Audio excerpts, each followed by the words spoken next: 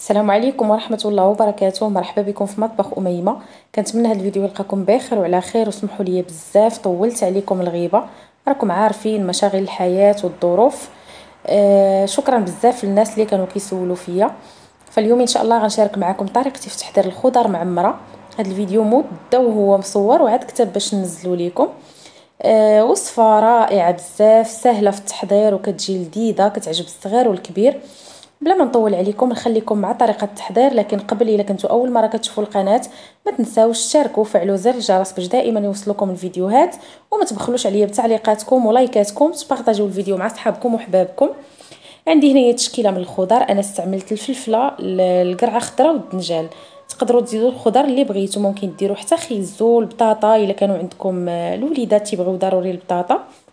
مهم داكشي اللي بغيتو، ولكن هاد الخضر بثلاثه بالضبط كيجيو رائعين وكيتواتاو مع بعضياتهم في هاد الاكله هذه. هنايا خديت الفلفله غنخويها بهاد الطريقه اللي كتشوفوا معايا. كندوز السكين غير من الجوانب من الفوق بلا ما نقطع الراس كامل هكا، حتى الفلفله كتهز كميه من الحشو كثيره، وفي نفس الوقت كيبقى الشكل ديالها زوين، يعني كتعاودوا ترجعوا عليها داك الراس ديالها. كنخرجوا بحال هكا وكان نخويها من الزريعه وداكشي اللي كيبقى فيها لداخل. راه سبق ليا وكنت درت معكم الفلفله بوحدها معمره في الفران. اليوم ان شاء الله غنطيبهم معكم غير في الطنجره فوق البوطه. صافي غناخذ هكا القرعه. شوفوا معايا كنضغط عليها هكا مزيان فوق هاد البلونشه ولا فوق سطح العمل باش ترطاب وكتخوى معكم بكل سهوله. هاد الطريقه راه كتسهل عليكم باش تخويو هاد النوع ديال الخضر. خديت هنا داك السكين الخاص باش كيفرغوا الخضره.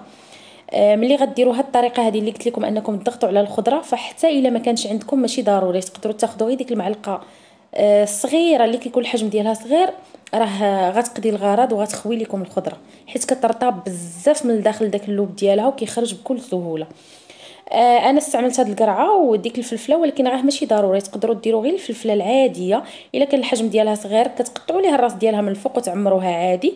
الا كان الحجم ديالها كبير كتقسموها على النص بلا ما تحيدوا لها داك الراس اللي من الفوق، كتقسموها على النص وتحاولوا تخويوها من ديك الزريعه اللي فيها وكتعمروها.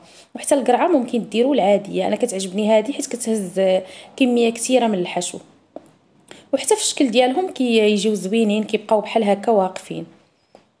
صافي بنفس الطريقه نتوما شوفوا معايا كتحيدوا داك الجزء الفوقاني وكتبداو تخويو الخضيره غير بشويه باش تحاولوا ما تهرسوهاش، وفي نفس الوقت ما تقيسوهاش من التحت كاع، كتخليو فيها واحد الطبقه باش الحشو كيبقى وسط الخضره. نتوما شوفوا معايا كنبقى هكا غير بشويه بشويه حتى كنخويها كامله، كنخويها مزيان باش تهز ليا كميه مزيانه من الحشو. وهذا اللوب هذا الخضر راه ما تنضيعوش، نتوما غتشوفوا معايا فاش غنستعملوه.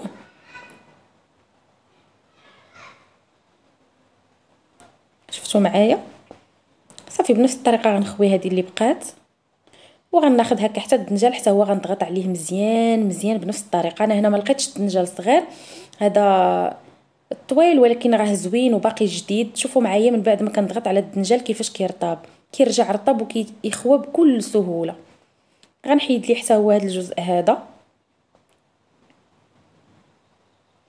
صافي ممكن هنا تخويوه على الطول ديالو اولا تقسموه كيف ما قلت لكم، ديروا الفلفله الا كانت عندكم الاخرى والحجم ديالها كان كبير. انا قسمته باش هكا يجيني واقف ويجي متناسق الشكل ديالو مع الخضره. شوفوا كيفاش كيرطب من الداخل فاش كنضغطوا عليه بديك الطريقه، وغنخويه بكل سهوله. راه ماشي ضروري يكون عندكم هذا الموس، لان اللوب بديك الطريقه تيرطاب، تقدروا تحيدوه غير بالمعلقه حتى هو كتخويوه مزيان بلا ما توصلوا لتحت. ضروري تخليو واحد الطبقه اللي كتبقى شاده لينا الحشو وسط من الخضر.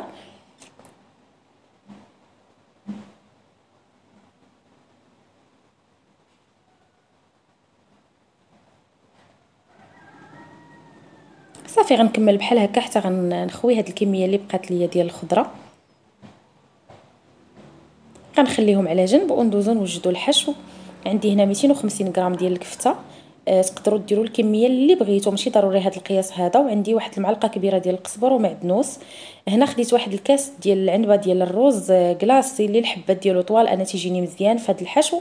غسلته مزيان حتى نقصات منه النشا، ومن بعد درت فيه الماء وشويه الملح، درته فوق البوطه غير طلعت فيه الغليه، ماشي يتسلق لا نص سلقه ولا سلقه كامله، غير كتطلع فيه الغليه باش كيتنفخ. يعني كتضمنوا انه ما غيتنفخش وسط الخضره يقدر يهرسها او لا يخرج وسط منها. يعني هاد الطريقه مضمونه باش تعمروا الخضر ديالكم. انا نقصت منه واحد شويه، الكميه بطبيعه الحال كتبقى على حسب شحال عندكم ديال الخضره.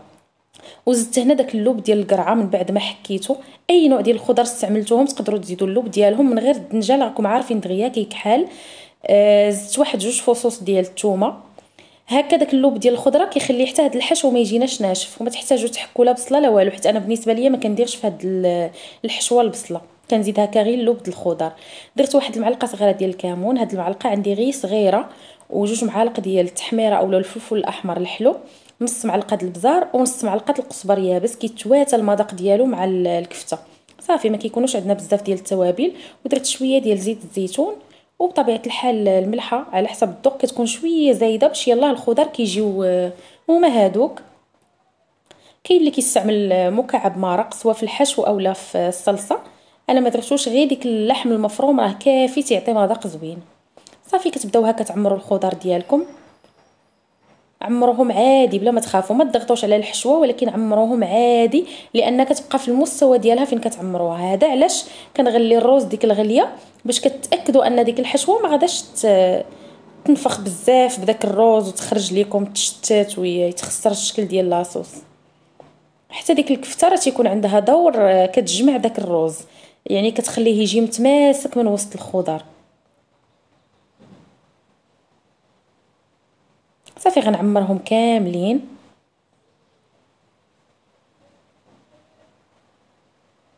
غنعمر الفلفله، انا كتعجبني هاد الفلفله كما قلت لكم كيجي الشكل ديالها زوين، وكتهز كميه كثيره من الحشوه، يعني كتجي عامره مزيان هي وديك القريعه المدوره.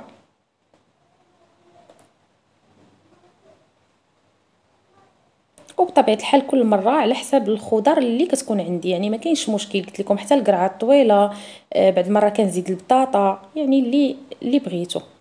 هانتوما القياس ديال الحشوه انا جاني هو هذاك مع هاد الخضر. وانتوما كما قلت لكم كديروا الروز على حسب الخضره اللي عندكم، وحتى التوابل على حسب كميه الحشو اللي غتكون عندكم. صافي غندوز بحال هكا باش نحطهم في الطنجره اللي غيطيبوا فيها، وبحال هكا من الاحسن تمسحوهم باش تبقى الخضره نقيه من برا، وحتى داك لاصوص كيجيكم صافي وزوين.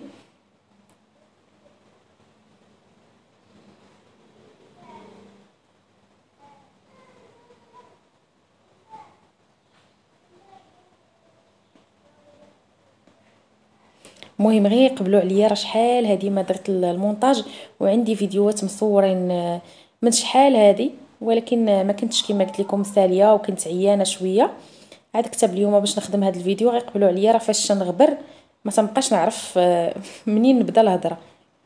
صافي هنايا غنوجد الصلصه. درت واحد المعلقه ونص كبارين ديال مركز الطماطم، اللي بطبيعه الحال تقدروا تعوضوها بمطيشه طريه. تاخذوا مطيشه طيبوها في الماء شويه، بحال تسلقوها وتطحنوها مزيان وتصفيوها باش يجيكم داك لاصوص صافي وما فيه حتى شي حبيبات. اولا ديروا ديك الصلصه ديال الطماطم اللي كتكون جاهزه. انا درت غير هذا المركز وغنخفو بطبيعه الحال بالماء. زدت هنا واحد 2 فصوص ديال الثومه، حيت كانوا عندي غير صغار، الا كانوا كبار تقدروا ديروا غير واحد.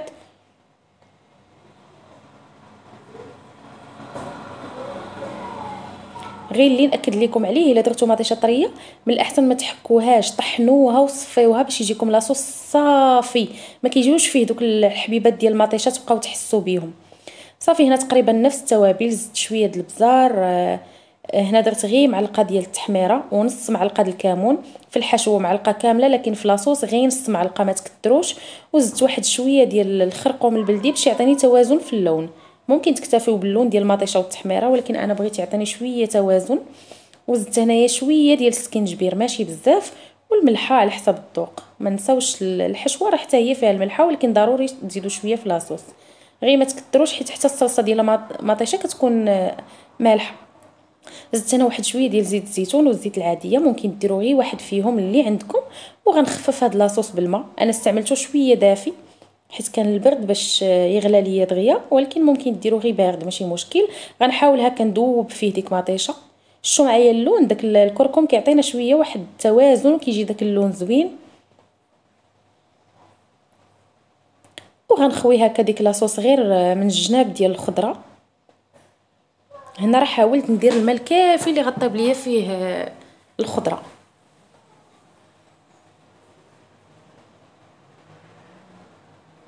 صافي غنغطي عليهم ونديرهم فوق البوطه. النار تكون ناقصه شويه، يعني ما ديروهاش مجهده، خليهم يطيبوا على خاطرهم. هنا تقريبا راه طابوا. غنخلي غير لاصوص تزيد تعقد شويه، وبطبيعه الحال نتوما اللي كتحكموا فيها. ممكن تخليوها خفيفه، كاين اللي كيبغيها خفيفه، وممكن تخليوها حتى تعقد، تيبقى لكم الاختيار. هذا هو الشكل ديالها من بعد ما طابت. راه كتقلبوها هكا بشي سكين كتبان لكم الخضره راه طابت، كيدخل فيها بكل سهوله. صافي كتعرفوها واجده. كيكون هذا هو الشكل ديالها، كتجي رائعه بزاف.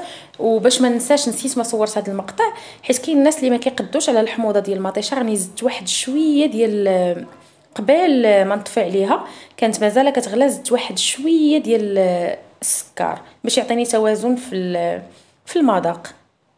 وبطبيعه الحال الا ما بغيتوش تضيفوه راه ماشي ضروري.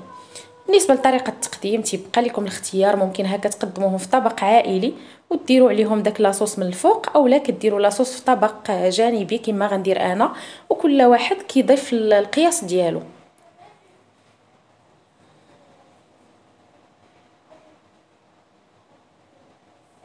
شفتوا معايا لاصوص كيفاش كيجي صافي وفي نفس الوقت عاقد وزوين بزاف بزاف. هو اللي كيكمل اللذه ديال هاد الخضار، يعني كيتواتاو مع هاد لاصوص بزاف.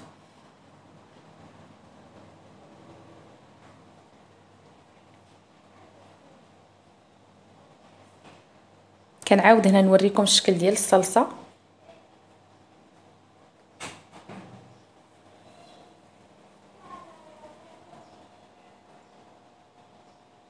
وغنحاول هنايا نقسم معكم داك الدنجال باش تشوفوا الخضره كيفاش كتجي طايبه من الداخل. وغير سمحوا لي هنا هذا المقطع صورته معكم مزروبه، حيت هذا الفيديو صورته فاش كانوا الماتشات ديال المونديال، وكان لاعب اليوم المغرب، وراكم عارفين اللي خصو يمشي للقهوه يتفرج فحطيت لكل واحد بوحدو. صافي بحال هكا كتزيدوا لاصوص من الفوق. ها نتوما راه كتبان لكم غير من التقطيع الخضره راه طايبه.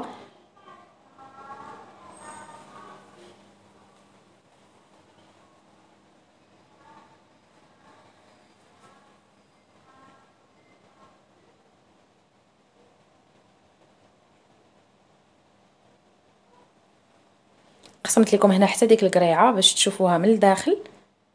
ومازال ان شاء الله عاد غنقسم معكم الخضر كاملين. كما قلت لكم هذا المقطع راه صورته مزروب باش تشوفوا الحشو مزيان من الداخل. داك الروز راه كيجي ما كيتعجنش نهائيا. انا دائما تنخدم بهذا الروز تيجي مزيان. هانتوما شوفوا معايا، واخا هنا التصوير جا ما واضحش مزيان.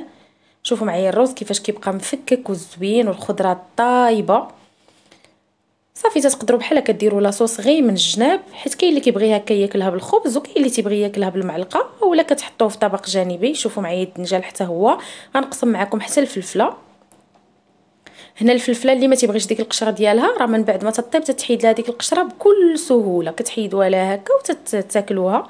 هانتوما شوفوا معايا الحشو ما كيجيش ناشف، كتجي رائعه بزاف. جربوها غتعجبكم متاكده. كتجي خطيره بهذه الطريقه. غير جربوها بطريقتي وردوا عليا الخبر في التعليقات، اولا شاركوني تطبيقاتكم في الانستغرام، وهذا اللي تنخلي لكم الفوق. ما تبخلوش عليا بتعليقاتكم.